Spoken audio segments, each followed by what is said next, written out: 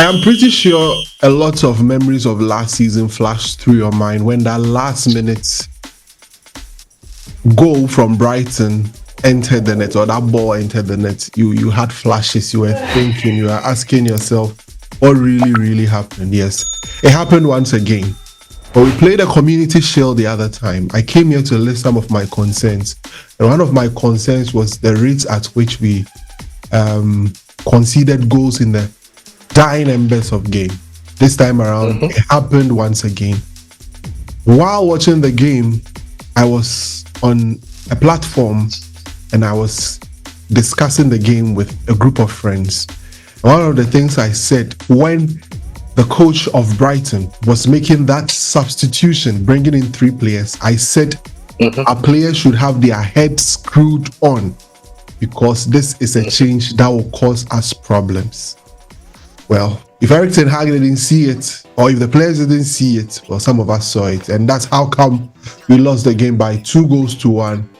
Yeah, just calm your tempers. We are here to break the game down for you. We are here to tell you exactly what happened. I'm here with Kwame Siako to do a breakdown of the match, what we saw, what we observed, what were the negatives. Yes, today we are highlighting the negatives, and then we'll talk about a few positives that perhaps we saw in the game.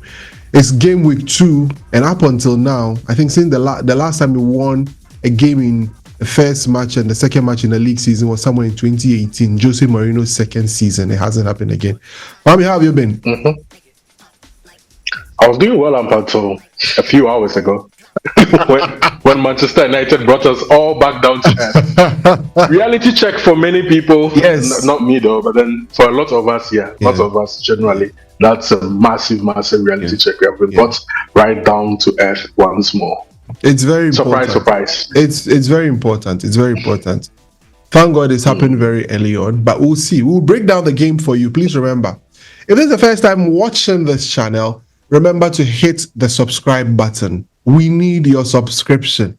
We know you are sad, but please, while you are watching, please remember to hit the subscribe button and give us at least a 200 likes for this video. Yes, a 200 likes. When you are watching, please tap on the like button now. Yes, now. Because your like does a lot for this channel. It helps us. It helps improve our visibility and everything. So please hit the like button now. Just hit it right now and take us to 200 likes on this video. So, as usual, I'll make a quick turnaround. When I come back, we unpack everything here on United and Everything Football.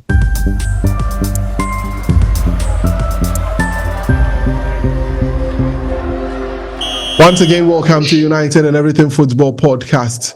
So we are here once again to discuss the game that we played against Brighton, Hove and Albion. The last 5 or 6 visits there, we've only won once. This time around, we've gone to the game at the Amex. At some point, it was leaking. People felt it was Old Trafford. That wasn't Old Trafford. That was the Amex. Kwame, let's look at the game. We lost the game by 2-1. First, I will take your initial thoughts, and then maybe we can zoom into some specifics and see what really went wrong. So what's your initial thought? What went to your mind when the last ball entered the net? It was more like deja vu. We've seen this before. Yeah. Under Erik ten Hag's reign as Manchester United manager, this is the second time it's actually happened at the Amex. Yes. In his first season when we're chasing top 4, you do remember the Luke Shaw handball, if you remember. Yes. In the very dying embers of the game when we're chasing the top 4 spot, trying to ward off, which team was Liverpool? Trying to ward off Liverpool late in that top 4 race. We lost to a last-minute penalty scored by McAllister. Yes. If you can remember. Yeah, I remember. But last season, we conceded 20 goals after the 80th minute. We conceded 6 goals after the 90th minute. We are used to Fergie time. We are the ones supposed to be winning games that late, just as we did last week. That's a Manchester United thing.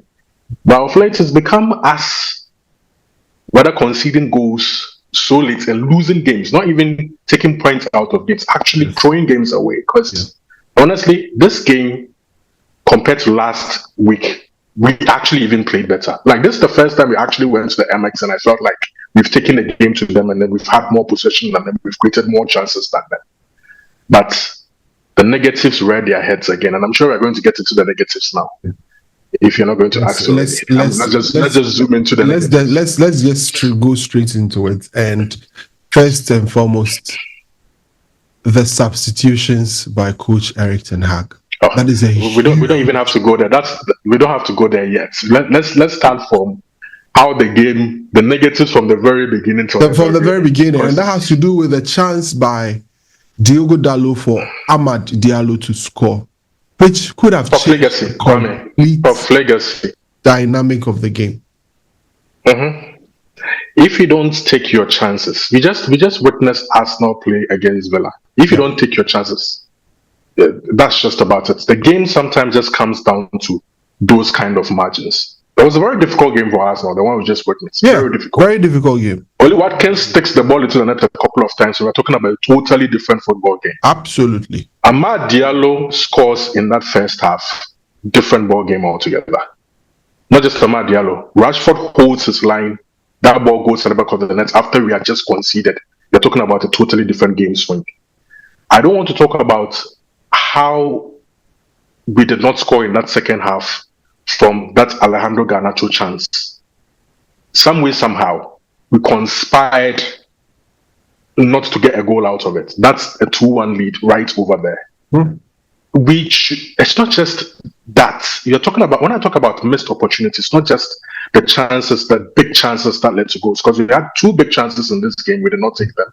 We had 4 big chances in the first game against Villa, we did not take them. 6 big chances created already this season. We scored from none. The Albion had 2 big chances in this game. They scored from both. It simply comes down to that. But then again, missed opportunities means we're not making the right decision here or there. We're not holding a line here or there. This player's not making the right pass here and there.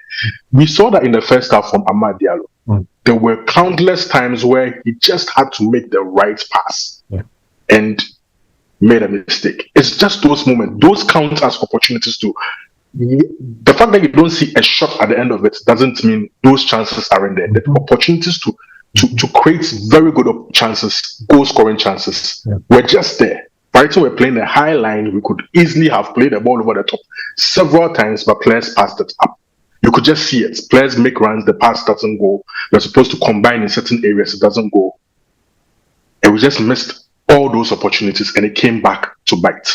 But to what you were just about to get onto, the other big negative was poor game management by Erik ten Hag. And when I talk about poor game management, it's not just the substitutions, it's how he managed the last few minutes of the football game. We've seen that countless times. By his first season, where he made changes to actually win football games, from last season up until what we've seen today, his changes have rather flipped football games against us. He pointed out to me the very first change that Brighton made when they brought on the defensive midfielder that they did. I've forgotten his name. Baleba. What's his name? The Brighton first. Baleba. Brighton had lost control in the center of the park. United had basically just taken over there, especially in transitions. We were very, very dangerous on the break. And that's what led to that goal that was actually ruled out from Alejandro Garnacho. Unfortunately, Zexi somehow touched on the line. They had lost control in the middle of the park, and they made a change there. And we reacted by also bringing on Scott McTominay. I don't have an issue of him bringing on Scott McTominay. I don't think any of us were surprised he brought on Scott McTominay. When he meets a goal, he's chasing a goal. So far as Scott McTominay is available and present, we all know he's coming onto the football pitch because he believes they can get a goal for him out of nothing. But how dare you take off your captain Bruno Fernandes? How dare you do that? When he just created the chance for you that actually resulted in that unfortunate offside. Few minutes after, when the game had opened up, was on the balance, you needed things to flip in your favor. You bring on Scott McTominay and you take off Bruno Fernandes. The most creative player that we actually have. Who's supposed to feed your number 9 in Zexi? Scott McTominay? That was crazy. I could not believe that. I'm sure all United fans around the world could not believe it. I think sometimes when people make decisions, you want to get into the minds of the person to understand why the person made that decision in order to sort of understand it and then go like, you know what? You were like absolutely totally wrong. This your concept or your idea was never going to work. So I was like, okay. Coach Nimile talked about the fact that Manchester United should not cede the midfield, the center of the park, to Brighton. And that Kobe Mainoo and Casemiro had to stay in the middle of the park always together to make sure that Brighton do not play through as easily. So I was thinking, this is exactly why, from a technical point of view, this is exactly why he would still want to keep Kobe Mainoo and Casemiro on the football pitch, because he doesn't have the exact like for them in the squad. It goes back to why we desperately need to sign Ugarte, because if he has an Ugarte, Kobe Mainoo is on a yellow card. He brings on Ugarte if Ugarte is not starting the game, pairs up with Casemiro in the middle of the park, and they shore up our midfield. Yep. But if you can't move them understandably, if you can't change any of those two, which is completely understandable from a technical point of view, you take off your number 10 and bring on Scott McTominay and leave Amad Diallo on the football pitch. When Amad Diallo, let's be honest, he had an absolute stinker today, but the deflected goal that he was having an absolute stinker. Yep. Garnacho had come on for Rashford, rightfully so, and he was making an impact on the game. There is one area on the pitch that Bruno Fernandes played for you on numerous occasions, which happens to be right wing. Yeah. Your right winger is having a stinker. Your most creative player is actually still on the football pitch. And you take him off, and you leave Amad Diallo out wide on the right, Scott McTominay playing in the hole behind Zexi. A partnership we've never seen before. Not even once. Yep.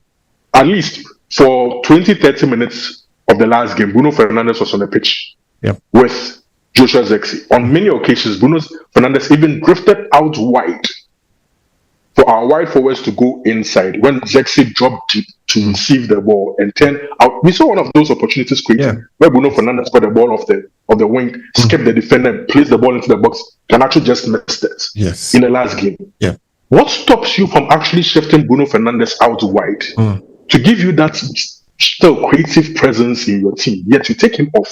And what makes it even worse is as soon as you take him off, a few minutes later, you take off Amad Diallo and you bring on Anthony Dos Santos, who has been out of sorts for more than a year. Yeah.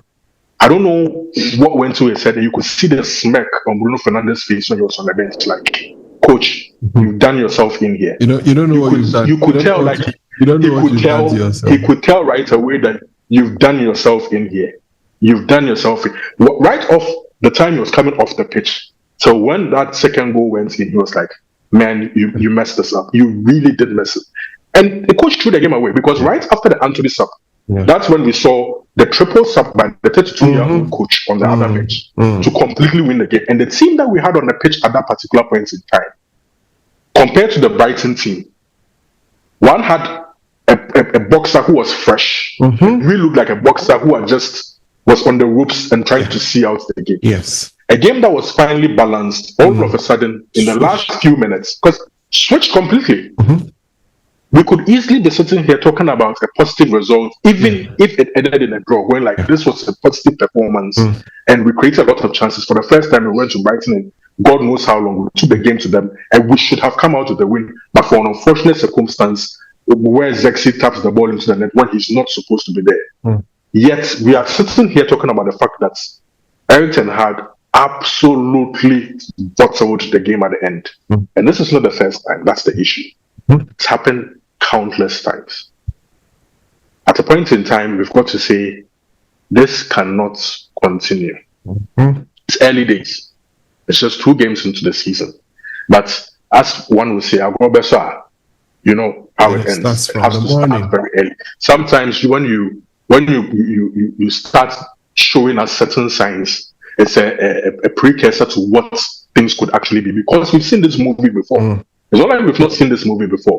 And this season, this time around, the difference is you are well stocked. You have basically run out of excuses. It's time for you to perform. Else, what's coming is what's coming. Neither of us are expecting a perfect season. We Nope. said it before the start of the season. We know there are teams that are better than us, but there are certain games that we expect now to go into and expect better. We can't be losing consistently to certain teams. Eric Ten Hag has lost 17 away games since he took over as Manchester 18, United. 18. He's lost 18. He's won 17 away games since he came. So I thought it was more losses than wins in away games. The stats I saw was more like 17 losses to 16 wins. Okay. More like it's still the same thing. Confirm it. We'll project it. Which is disappointing, because if you can't rely on your home form as you did in your first season, or the second season, his home form wasn't great. Yep. It means you have to have as good a home form as we did in our first season to be able to match up to what we were able to do or better at. Right. Which is in itself seems to be a hard task, because in the first game against Fulham, we actually labored across the line. What shows that any other game is going to be easy for us. And guess what? Our next game doesn't even get any easier. It's at Old Trafford against Liverpool. Maybe one would say you need that kind of big game to sort of spark your season, just as it did for us 2 seasons ago. Yeah. But if you leave yourself short all the time, there's going to be a time that you actually run out of rope. And when you run out of rope, that's basically the end of it. Well, Eric Ten Hag did not do himself any favors today, Kwame. He threw the game away, in my opinion. A game that was there to be won. Yep. At least not lost. But our manager managed to bottle it. Anyway, so this is my thoughts. First, Eric Ten Hag shouldn't put himself in a position where the pressure mounts on him. That's the first point I want to make, because already we've seen you in 2 seasons. You had a very good first season and you had a woeful second season. Bar the FA Cup that you won, that sort of papered every crack. But the signs are there. We had a very poor league campaign where we finished 8th, the worst ever since we started the whole Premier League since 1992. So when you are going into such games, you have to go in with a mentality to go in and win. Unfortunately, Eric Ten Hag went in to this game and then gave the game away at the end. You just described how certain substitutions that were made gave the game away. Baleba came in, and suddenly the Brighton team looked energetic in the midfield. What did we have to do? We needed to shore it up. It was still 1-1. Now, why are you taking out the player who gives you the opportunity to create chances in the game? The player who has created the most chances in the whole of the league over the last 3 or 4 seasons. I'll give you an example. Bruno can be very annoying. Bruno can do all sorts of things. But last week, when we played against Fulham, Bruno missed a ton of chances, made some bad decisions. But when we needed a goal to win the game, it was Bruno that received the pass from Martinez, was able to weave himself out of pressure, find Zexi, who found Casemiro and Garnacho, who connected for him to score. Now, how many players on the pitch do you have that are able to turn the game around within such minutes? Bruno wasn't injured. He wasn't tired. He was in the game. So when you have... We just started the season, Kwame. Smart decision you think you are doing, the player coming on should it be Scott McTominay. I don't have a problem with Scott McTominay coming into the game. I don't have a problem, because I felt that when you are making a change to bring me in a lot more energy, because the moment Baleba stepped onto the pitch, he had taken over everything. And he was so strong. He was running the show actually when he came on. So we needed someone at least to stay with him, to be able to track his runs or stay with him. So if you even if you take Manu out and you bring in McTominay like you did last week, you know there is a bit of physicality and someone can track, then Bruno can be up top with Zexi to do whatever he wanted to do. And on the breaks, we can have a lot more men forward because McTominay himself can also bump in there. So I didn't have a problem with McTominay coming in. Although I think it's time for that guy to leave. Find a place, because as he is, so far as he is there, the coach will use him. And it's something that we need to... We have to save Eric Ten Hag from himself. Because when the player is available for selection, he would always choose him. So that was it. So after those changes, taking out Bruno, Hezler will sit on the bench and smile. Wow, you did that. then he knew he could throw more men in because he wasn't fighting for a draw. See the players he brought in. Mm-hmm. He brought in their most expensive player, Rata, who had signed from. There was nobody for their defense now to be concerned about. Tearing them apart. Absolutely nobody. So what did they do? That was the problem. They brought in as attackers. Then they brought in Adingra, the one who created that chance for the goal to come. Mm-hmm. What were we doing? Absolutely nothing. Because at that point, from the 80th minute onwards, it was Brighton that were putting pressure on us. They look like the team that wanted. What's worst of all is they added 9 minutes to it. So we played 19 minutes just hanging on. Under pressure. So I heard him say something that if you are not ready to win, you don't have to give the point away. So clearly, he wanted a point at that point, at that situation. Unfortunately, we couldn't get it. And now, the goals we conceded. Harry Maguire, that first ball, what are you doing? Who are you waiting for? What were you doing? The ball You've been seeing it for 6 years. 6 years, Kwame. You use your left to clear it out, but he had to wait for the ball to bypass him. What if somebody was just behind you? A striker was in between you and your right back. Mm-hmm. And there was no one there. It went and it came across. We had lost our shape because the moment the ball passes Harry Maguire, you lose your shape because we now have to readjust and reorganize ourselves. And that was a half where we were in absolute control. The goal came out of nothing. Absolute control. The goal, because at that point, they had not even had a shot on target. The goal came out of... Not a shot on target. When we were in absolute control of the game. When you do that, it becomes... I think this team doesn't understand that goals change games. Honestly, I feel like they don't understand it. Because if you understand that goals change games, you would understand the importance of actually sticking the ball at the back of the net or not conceding silly goals. Absolutely. It works on both ends. You don't concede silly goals. That was a very silly goal to concede. Two silly goals. And see the goal we conceded, that last goal. Everybody just switched off. Where were we all rushing to? Like, I don't get it. Like, where were the players? Old habits. Because they felt we are getting a quick transition for them to go and score. But the first thing you do in such phases is to defend. You defend first, make sure you are in possession of the ball. Because there's a clip of Casemiro running out of shape. Just go in. We're going in attack. We're going to get a goal. How do we do that? We've not had possession of the ball. Why are you trying to preempt that you had the ball? And these are people who had more men in the box too. They had more men in the box. Defend first. You know the goal it reminds me of, Kwame? It reminds me of... Do you remember that 4-3 win at Wolves? I do. When we won 4-3. We won, yeah. Kobe Menu. Do you remember the goal we conceded just before Kobe Menu scored? Very the set piece, and then all of a sudden... everyone we were just left open. How are we losing from that position? Switch. And basically, it's the same thing. They just switch off. Like, at that point in time in the game, you should know you don't have to lose it. You can try and win it, but make sure you are not losing the football. Like you said, I think it's habits. It's a habit. Old habits. They got into old habits. They got into old habits, and that's what really happened. So you see, when you do that, you affect the confidence of the team. You have to drag yourself back, because what you do is, see, now Man City have won 2 games plus 5 goal difference. Arsenal 2 games plus 4 goal difference. We are on 3 points and 0 goal difference. 0 goals. We started from where we left off. This is how it starts.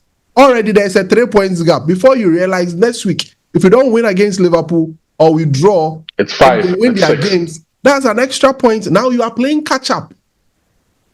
How do you start the season? I mean, we don't have to, because see, if you are going to be any serious team in our 3rd season, we should be beating Brighton at the Amex.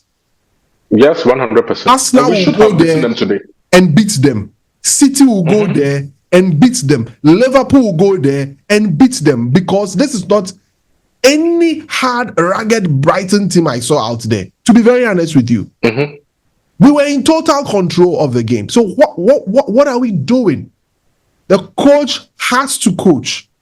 He has to get his acts together.